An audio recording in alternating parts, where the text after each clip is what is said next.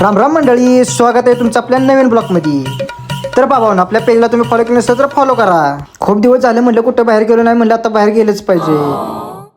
मग सकाळ सकाळी लवकर आवरून आता आपण मग प्रवास चालू केला. तर आपण सकाळ सकाळी एवढ्या लवकर चालू तरी कुठे, त्यासाठी आपला ब्लॉग शेवटपर्यंत बघा, समजेलच तुम्हाला. पण पुढे चहाचा स्वाद घेऊन मग केला पुढचा प्रवास चालू. पुढे गेलो तर मग काय अडकलो ट्रॉफिकमध्येच. मग कसा तरी रस्ता शोधून त्यातून बाहेर पडलो. आता म्हणलं आपल्याला पुढे ट्रॉफिक लागू नये म्हणून म्हणलं लवकर आपण गेलो पाहिजे. तर सकाळ सकाळी प्रवास करायला तर खूपच मजा येते. लांबचा प्रवास असल्यामुळे घरातून लवकरच निघावं लागलं.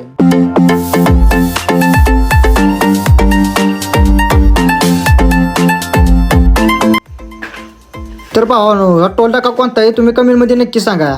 टोल नाक्याच्या पुढेच आपल्याला हॉटेल बनाटवाडी लागले. हा डोंगर कोणता आहे तुम्हाला माहिती आहे का? हा डोंगर आहे ज्योतिबाचा डोंगर. तर आपण आज चालू आहे ज्योतिबाचं दर्शन घेण्यासाठी. तर बघूयात पुढे.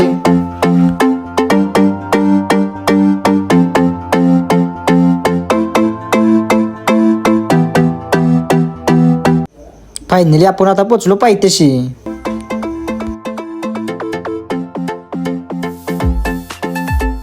तर आता आपण फायनली डोंगरावर पोचलो. आता बघूयात आपल्याला दर्शन भेटते का नाही. गर्दी तर खूपच होतं, जिकडं बघावं तिकडं माणसंच. तर हे बघा दक्कनच्या राजाचं प्रवेशद्वार. मग आपण प्रवेशद्वारामधून आत आलो. आता बघूयात पुढे. मग आपण फायनली देवळात पोचलो.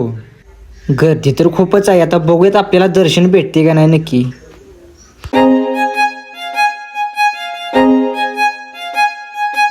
दर्शन घ्यायचं म्हणल्यावर रांगेत तर थांबावंच लागेल. ही बघा भली मोठी रांग. तरी मग आपण गाभाऱ्यात पोचलो. मग दर्शन घेऊन आलो आपण बाहेर. पुढं आपल्याला कोल्हापूरच्या महालक्ष्मीला जायचं होतं, मग त्यामुळे आपण जास्त वेळ थांबलोच नाही. म्हणलं लगेच आपण प्रवास चालू केला पाहिजे. मग पेट्रोल पंपावर थांबून म्हणलं पेट्रोल पहिलं गाडीत टाकावं. मग म्हणलं आपला पुढचा प्रवास चालू करावा. कोल्हापुरात पोचताच भावाने आपल्याला पहिली नदी लागली. भावाने कोणती नदी आहे तुम्ही कमेंटमध्ये नक्की सांगा. तर आपल्याला काय रस्ता काय सापडत नव्हता. आपण ह्या गल्लीतनं त्या गल्लीत, त्या गल्लीतनं ह्या गल्लीत नुसतंच फिरत होतो. मग कसा तरी रस्ता शोधत शोधत आपण फायनली देवळापाशी पोचलो. म्हणलं इकडे बी गर्दी नसेल, तर भावानं इकडे बी गर्दी खूपच होती. आता बघूयात आपल्याला दर्शन भेटते का नाही. आता म्हणलं एवढ्या लांबून तर देवीच्या दर्शनासाठी आलो, तर तिच्यासाठी नारळ ओटी तर घेतलीच पाहिजे. बघतो तर इथं कोणच दिसाना. नारळ ओटी घेऊन भावानं मग आपण आतमध्ये गेलो.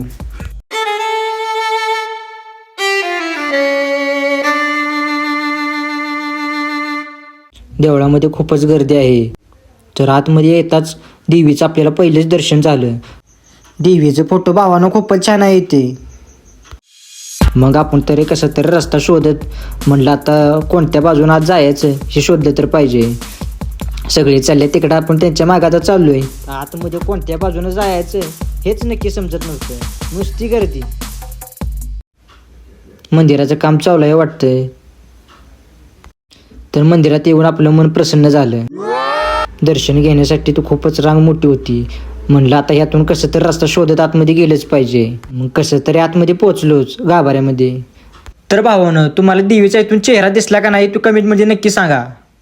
मग देवीचं दर्शन घेऊन गाभाऱ्यात तर गर्दी खूपच होती. मग आपण पडलो बाहेर.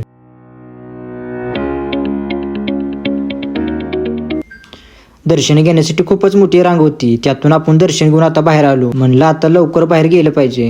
कोल्हापुरात आल्यावर भावानं कोल्हापुरी दिसणार नाही असं होऊच शकत नाही.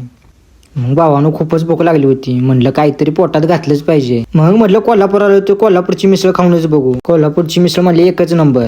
मग म्हणलं महालक्ष्मीला गेलोय, म्हणलं आता रंकाळा तळावर तर गेलेच पाहिजे. म्हणलं आता दिवसभर फिरून झालं, आता म्हणलं तर घरचा प्रवास चालू करावा. म्हणलं पहिलं गाडीला खायला घातलं पाहिजे, म्हणजे गाडी आपल्याला लवकर घरी पोचवेल. तर काय बघतोय तर पुढे आपण अडकलो ट्रॉफिकमध्ये. घरी कधी पोचतोय काय माहीत. तर भावानं आपला ब्लॉग आपण इथंच एंड करतोय. तर भेटूया पुढच्या ब्लॉगमध्ये. तर आपल्या चॅनलला सबस्क्राईब केले नसेल तर सबस्क्राईब करा व लाईक, कमेंट व शेअर करा. धन्यवाद.